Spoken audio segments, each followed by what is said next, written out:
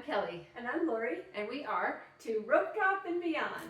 And this is our series, Let's Talk About Disney. Today we are going to talk about Lightning Lane strategy. If you want our basic Lightning Lane, we have a Lightning Lane 101 if you don't know anything about it. But this is for people who do know about it and just want to know a strategy of how to use it. Our top tip for strategies with Lightning Lane is to know what you want in advance and to pick something kind of specific. So for instance, one time I went last year and my goal was to ride Guardians of the Galaxy Cosmic Rewind every day at least once, sometimes twice. That was my strategy. My whole strategy was built around doing that. And so I picked that specifically because that's my favorite ride. If you have little kids, your strategy is going to be focused more on the Fantasyland rides and younger rides and using Baby Swap. If you have older kids, your strategy is going to be focused more on the thrill rides. And if you have grandpas and grandmas, sometimes it might be focused on the shows. Yeah. So there's lots of different ones. Yeah. Today, we are just going to dive into one specific strategy.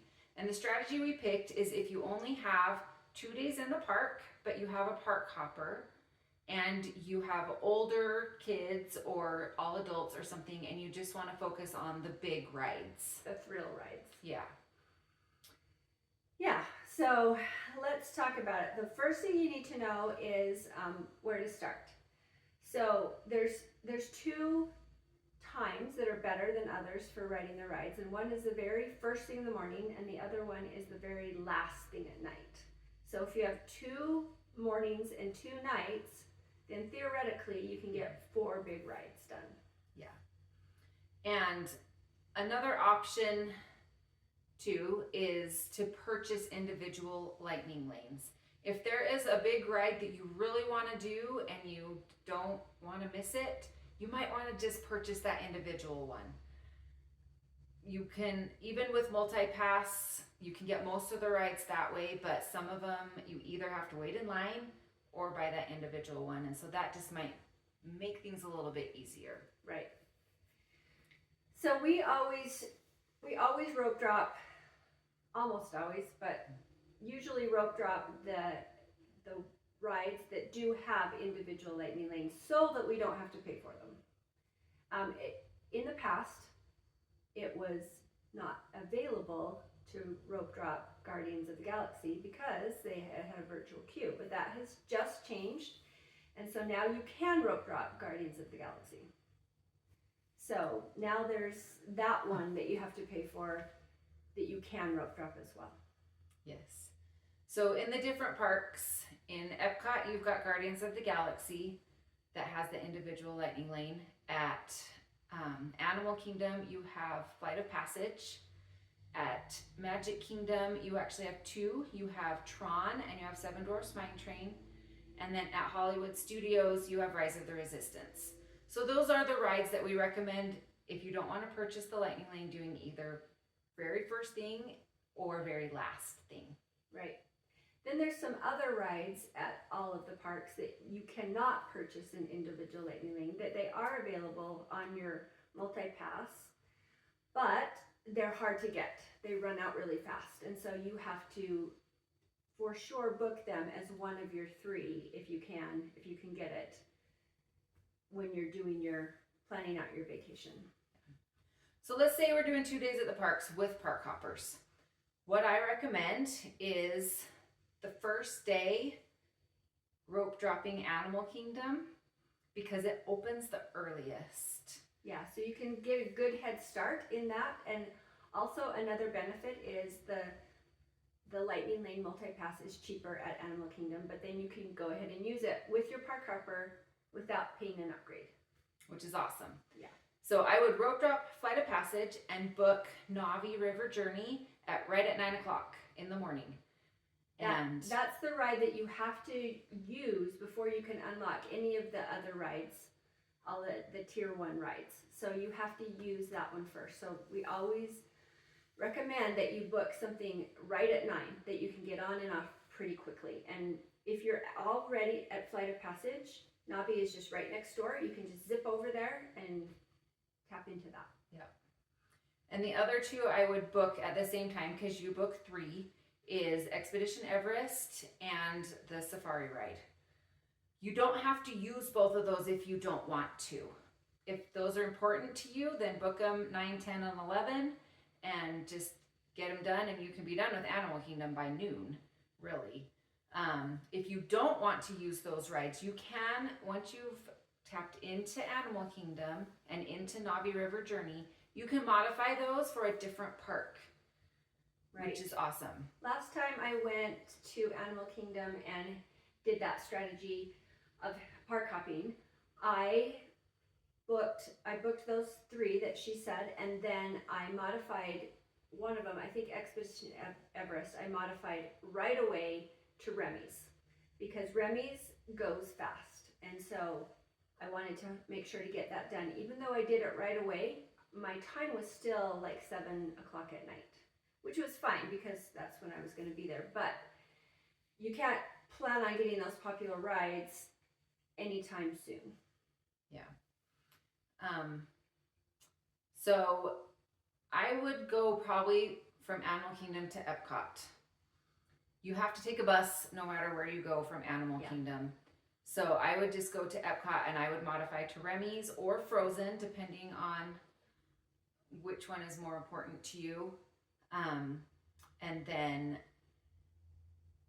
just kind of go from there and see where it takes you.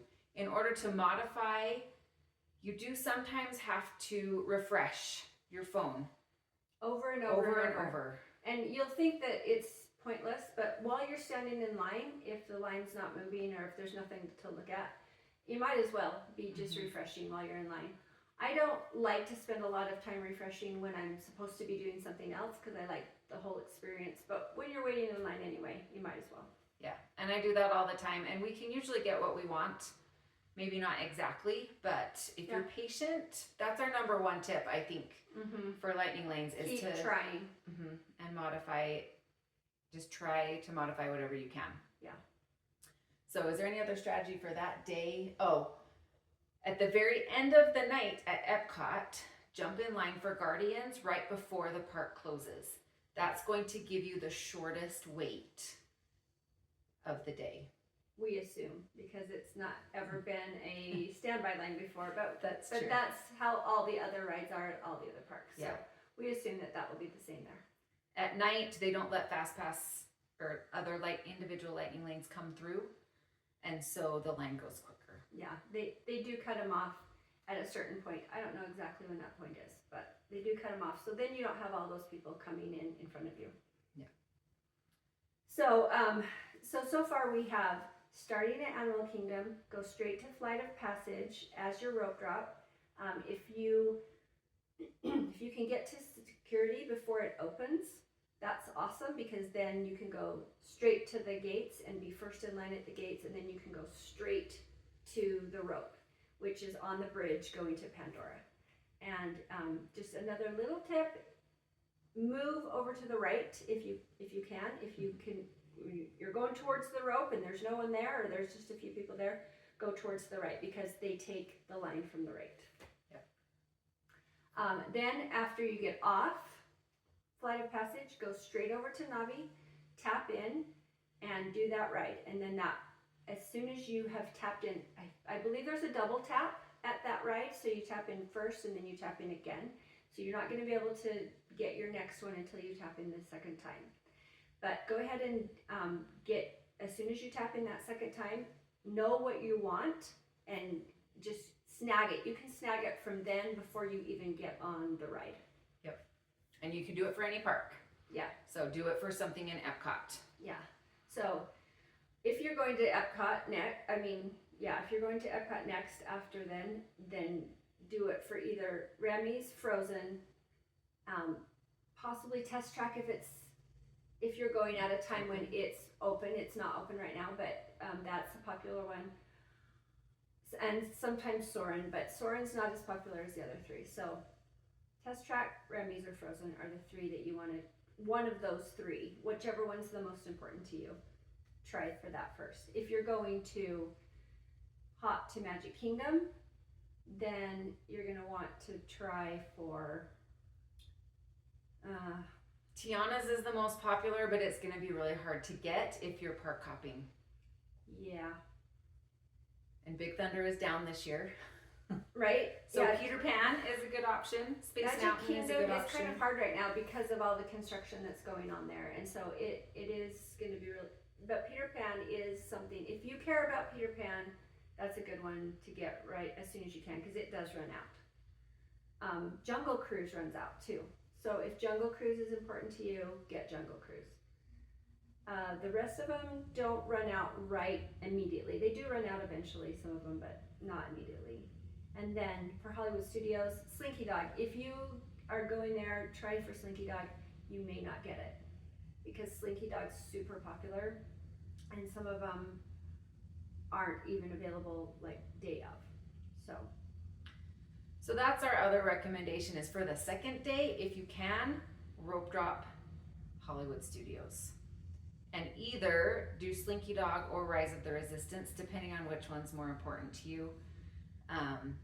If you do go to Hollywood Studios first, you can choose Slinky Dog as one of your Lightning Lane options. Especially if you're staying at a hotel and can book it 7 days out, it's pretty easy to get.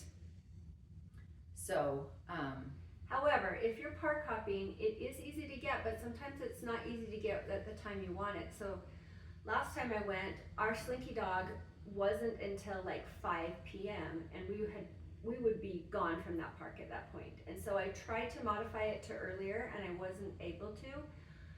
But because of how that whole thing worked out, I ended up rope dropping Slinky Dog because Rise was down. So I zipped over and rope dropped Slinky. So it ended up working because I didn't need, I wouldn't have missed out on the ride because I ended up rope dropping it. So Slinky Dog is a good one to rope drop. If you're not as interested in Hollywood Studios and you want to rope drop Magic Kingdom, you've got two options that are the two that are individual lightning lanes really, Tron and Seven Dwarfs. And there are pros and cons to each one. If you are at the first of the line, you're gonna be fine on either one. But if you do Tron, just know that you're gonna be standing in line for an extra half hour while other people are riding, because Tron doesn't open with early entry and Seven Dwarfs does. So with 2 days of park hopping only, I recommend going to Magic Kingdom later in the afternoon and spending the evening there, because Magic Kingdom, especially on a weekend, stays open later than the other parks. So you're gonna have more opportunities to ride things later on in the evening, and you could ride Tron at the very end of the night and buy a Seven Dwarfs if you wanted, or something like that. The difficulty with this is you may or may not get Tiana's. However, the virtual queue is going away and you can just stand in line for it. right. And another time that is sometimes really good, especially at Magic Kingdom, is during parades and during fireworks, because a lot of people will congregate to watch those things, and so then the ride times will go down. And so if you don't care about the parades or the fireworks, then you can hop in line and maybe just have like a 20-minute wait for Seven Dwarfs or whatever. However, don't get in line right after the fireworks. Unless you That's a really bad unless idea. you're right next to the ride. If you're right next to it and you can get in line immediately, that's fine. But don't take a minute and look at your app and say, oh, it's only 10 minutes, and then go there, because by the time you get there, it will be a lot longer and you'll end up waiting a lot longer.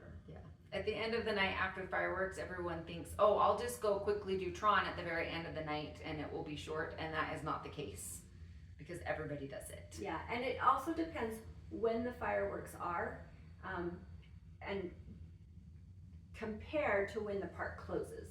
Because if there's fireworks and then there's 2 more hours before Tron closes, that's a different situation than if there's fireworks and then there's a half an hour before Tron closes. So True. keep that in mind as well. Is there anything else you can think of for that particular strategy? So for the second day, let's go over what we would do the second day. We've done Animal Kingdom and Hollywood Studios, right? Epcot. Oh, Epcot, right. And then you start at Hollywood Studios and do Slinky or Rise first, whichever one I had really good luck last time when Rise was closed of going to Slinky and then Rise, because even though Rise opened a little bit late, but the people who wanted to ride it and did ride it were done. So that happened last time. I don't know if it happens every time. And then end of the night for Tron and Seven Dwarfs, or during parades or shows. And then in the middle of the day, just modify, Right. and just see what you can get, and just keep trying. So have a great time in the parks with your lightning lanes and your individual lightning lanes if you buy those, and your rope dropping and your park closing, and you'll be tired, but it will be worth it.